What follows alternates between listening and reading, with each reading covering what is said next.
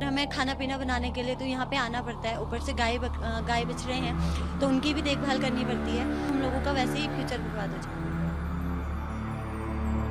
बार application दी थी, अगर उस टाइम कुछ करती सरकार तो आज पूरा जोशीमठ ऐसा नहीं होता।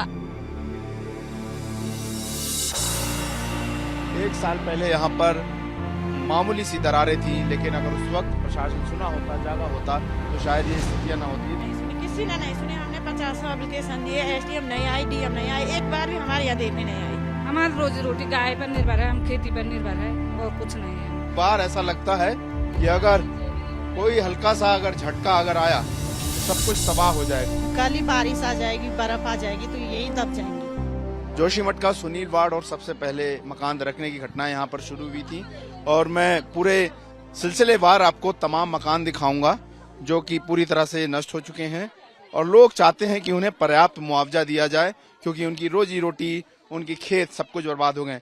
पहले मकान में मैं लेकर आपको यहाँ से चलता हूँ। ये देखिए, ये पहला मकान है, इसकी हालात आपको दिखाते हैं। खत्म हो चुका है ये घर, भूकंप जैसी विभीषिका है यहाँ पर। ये देखिए, ये घर पूरा खत्म हो चुका है, कब गिरेगा कब ये पता नहीं। घर खाली हो चुका है। ये देखिए, दरारें अब उससे ज्यादा तस्वीरें बोल रही हैं क्या हालात हैं। फर्श उखड़ चुकी है, मकान पीछे से तिरछा हो चुका है, पूरा आगे की तरफ झुक रहा है। और इस घर में रहने वाली 2 लड़कियां हमारे साथ मौजूद हैं, जिनके लिए अपने घर का छूट जाना उससे बड़ा कोई हादसा नहीं हो सकता था, और वो यहाँ मौजूद हैं। उससे बात करते हैं। सुनैना हमारे साथ हैं। सुनैना, ये बताइए कब से ये घटना होना शुरू हुई दरकने की, और फिर आप लोगों ने कब छोड़े ये मकान? सर, हमने ये मकान छोड़ा नहीं है। हम इसी पे रहते हैं अभी भी। अच्छा जी, हमने ये मकान छोड़ा नहीं है। हम बाहर पे 5 लोग एक ही रूम में शिफ्ट हो गए हैं अभी। वहां पर भी दरारें हैं और अभी ऐसी कंडीशन है। ये अभी कुछ 1 हफ्ते पहले हल्की दरारें थी, पर 1 हफ्ते पहले से ये ज्यादा हो गया।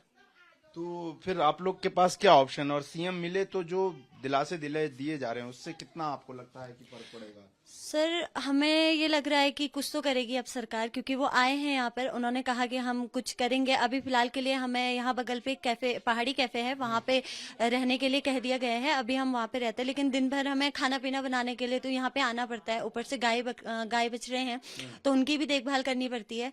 तो सर, सरकार से हम इतना ही चाहते हैं कि इसके बाद, अभी तो हम एडजस्ट कर रहे हैं इधर उधर, लेकिन इसके बाद अगर वो हमें कहीं और जगह स्थायी रूप से रखते हैं तो वहाँ पे कम से कम चिकित्सा और कॉलेज की व्यवस्था होनी चाहिए। क्योंकि सर, एकदम से अपने जगह से निकल के दूसरी जगह पर रहना और वहाँ पे पढ़ाई वगैरह का अगर ऐसा सीन ना हो तो हम लोगों का वैसे ही फ्यूचर बर्बाद हो जाएगा। क्या कहेंगी आप लोग? यहाँ टूरिस्ट आते हैं, खेती करते हैं, अब बड़ा मुश्किल है आगे के लिए। हमारे लिए तो बहुत ज्यादा मुश्किल है। उस टाइम अगर जब हमने पहली बार एप्लीकेशन दी थी, अगर उस टाइम कुछ करती सरकार तो आज पूरा जोशीमठ ऐसा नहीं होता। आज आप लोगों को यहाँ पर नहीं आना पड़ता। जब छोटी छोटी दरारें पड़ी थी, इसको तो 1 साल हो गया है, ये तो अब ज्यादा हो गया। पहले थोड़ी थोड़ी पड़ी हुई थी। उस टाइम किसी ने नहीं सुनी, सब हंसी उड़ा रहे थे, बाकी किसी ने कुछ नहीं 1 साल पहले दरारें पड़ी, थोड़ी थोड़ी पड़ी हुई थी, अब तो ज्यादा हो गया है। मैंने जब वहाँ पे बोला था कि घर पे दरारें पड़ रही है, उस टाइम मेरे पापा का मजाक उड़ाया गया था। नीचे मार्केट में उनको बोला गया कि तुमने अपनी घर की दरारें, मतलब घर की बुनियाद अच्छी नहीं डाली हुई है। आज सर 561 मकानें बताई जा रही है, उन सबकी बुनियाद क्या जोशीमठ की ही बुनियाद सही नहीं है? कि हमारे मकान तो बाद में। तौर पर प्रशासनिक संवेदनहीनता थी, सरकारों ने सुना नहीं। और मैं अब बाहर चलूंगा, और क्योंकि हम सिलसिलेवार और भी मकान आपको दिखा रहे हैं, दूसरे मकान की तरफ आपको ले चलेंगे। हाँ, दूसरा मकान हम आपको दिखाएंगे। देखिए, ये दूसरा मकान, आगे से ये फर्श खत्म है। 1 साल पहले यहाँ पर मामूली सी दरारें थी, लेकिन अगर उस वक्त प्रशासन सुना होता, जागा होता, तो शायद ये स्थितियां ना होती। ये देखिए, नींव खत्म है, मकान जो है अपने बेस को जो है बिल्कुल पूरी तरह से छोड़ चुका है। दीवारें आप देखिए, यहाँ पे आइए आपको दरार दिखाते हैं।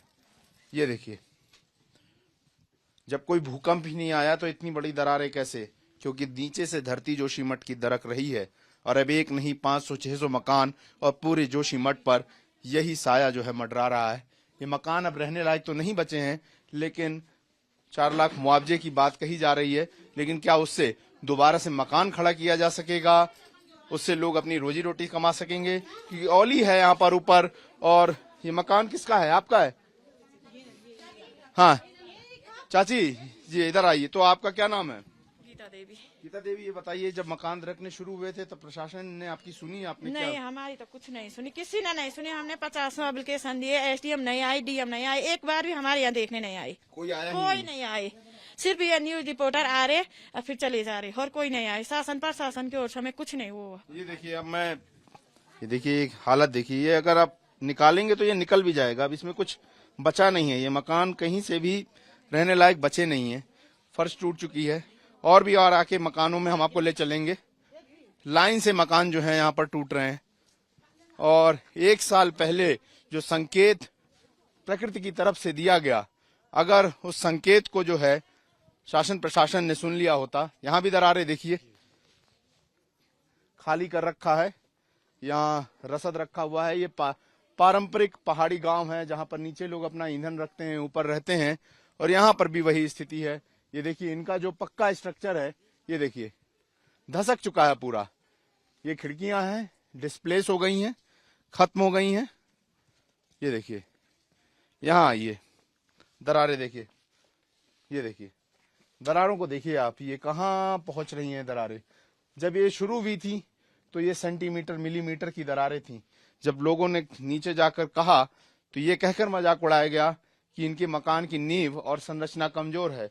लेकिन आज जब पूरा जोशीमठ इस हालात में है, देखिए अंदर इस घर का तो कोई हिस्सा नहीं बचा। अंदर की दरार देखिए कितनी चौड़ी है। देखिए अंदर से आप समझ सकेंगे लोग कैसे रह रहे हैं। छत झुक चुकी है, दीवारें जो हैं धस चुकी हैं। लोगों ने देखिए किस तरीके से हवा इसमें ना आए, ठंडी हवा, इसके अंदर कपड़े लगाकर रखा हुआ है। ये देखिए, ये यहाँ कपड़े आपको दिखाई दे रहे होंगे, ये इस नाते लगाए हुए हैं क्योंकि उधर से हवा जो है, ठंडी बर्फीली हवा जो है वो गुजर कर आती है। यहाँ दीवारों में चटकन, झुकाव, और ये घर जो है रहने लायक नहीं बचा है। किसका मकान है? ये आपका मकान है। क्या नाम है आपका? जी, मेरा नाम अंजू देवी है। कब शुरू हुई ये दरारें आपके मकान में? सर ये तो 1 साल करीब हो गए, थोड़ा थोड़ा करके। आजकल तो ये बहुत ज्यादा फट गई, हमको रहने लगा। हम तो शासन प्रशासन से हम तो कई बार तहसील में जा चुके हैं। डीएम को हमने एप्लीकेशन दी, धामी जी को भी हमने, जब वो बड़ा गांव में आए थे, हमने वहाँ जाकर भी हम उनको एप्लीकेशन दी कि आप लोग रोजी रोटी के लिए क्या करते हैं? हमारी रोजी रोटी गाय पर निर्भर है, हम खेती पर निर्भर है, और कुछ नहीं है। हम अगर हमको जाएंगे भी बोले कि इधर जाओ उधर जाओ, पर हम गाय कहाँ ले जाएंगे? हम तो खुद चले जाएंगे, पर गाय कहाँ ले जाएंगे? हमारी रोजगारी हमारी गाय है, हम बच्चे उसी में पालते हैं हम। सही बात है। ये अब आपको और अंदर ले जाऊं, ये देखिए यहाँ पर अंधेरा है इस कमरे में। ये यहाँ इनका अंदर भी, ये देखिए पूरी दीवार, ऐसा लगता है कि अगर कोई हल्का सा अगर झटका अगर आया तो सब कुछ तबाह हो जाएगा। ये देखिए कितनी गहरी दरारें हैं। देखिए खत्म हो चुकी हैं, इनकी छतें खत्म हो गई हैं। रोजी रोटी पे फर्क है क्योंकि ये औली ऊपर जाता है, बहुत बड़ा टूरिस्ट डेस्टिनेशन है, उन लोग से भी इनका काम चलता है। लेकिन अब अगर यहाँ रहेंगे ही नहीं तो उस टूरिज्म से क्या रोजी रोटी कमाएंगे? और सरकार जो कंपनसेशन देगी उसमें जमीन लेना, मकान बनाना, फिर से घर गृहस्थी खड़े करना, बच्चों के स्कूलों का ध्यान देना कितना मुश्किल है। अब सब कुछ जीवन दोबारा से अगर शुरू करना पड़े तो बहुत मुश्किल है सर। यहाँ तो ये देखो कैसे करके रह रहे हैं। अभी कल ही बारिश आ जाएगी, बर्फ आ जाएगी तो यही दब जाएंगे।